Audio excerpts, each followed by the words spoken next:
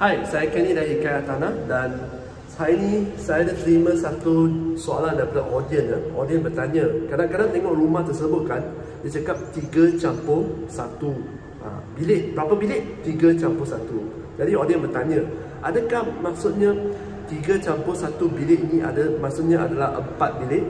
Jawapannya ialah tidak. Okey, 3 campur 1 berbeza dengan 4 bilik. Dan hari ini saya nak tunjuk anda apa bezanya. Ini adalah bilik yang biasa, okey? Bilik biasa ni boleh muat satu katil queen, tak ada masalah. Lepas tu ada aircon, okey? Ni adalah bilik biasa lah. Bilik. Kita tengok bilik campur 1 ya, +1. Okey, ini adalah +1. Okey? Nampak perbezaan ketara kan? Ni sangat kecil. Hanya tak muat satu katil single. Kalau nak letak pun tak boleh buka pintu. Kena lipat katil. Jadi bilik ini biasanya bukan untuk tidur. Biasanya untuk workstation. Anda boleh letak meja di sana atau digunakan sebagai store. Katakan anda ada barang nak letak store, anda boleh letak store dalam bilik ini. Okey? Jadi biasanya kalau bilik ni biasanya ada aircon jugalah. Owner biasanya akan letak aircon. Tapi nampak perbezaan ketara ini adalah campur 1.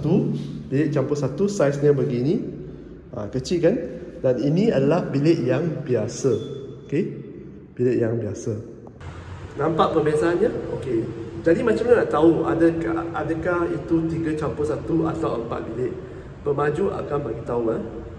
Tengok plan lantai tersebut. Plan lantai untuk unit yang anda nak beli.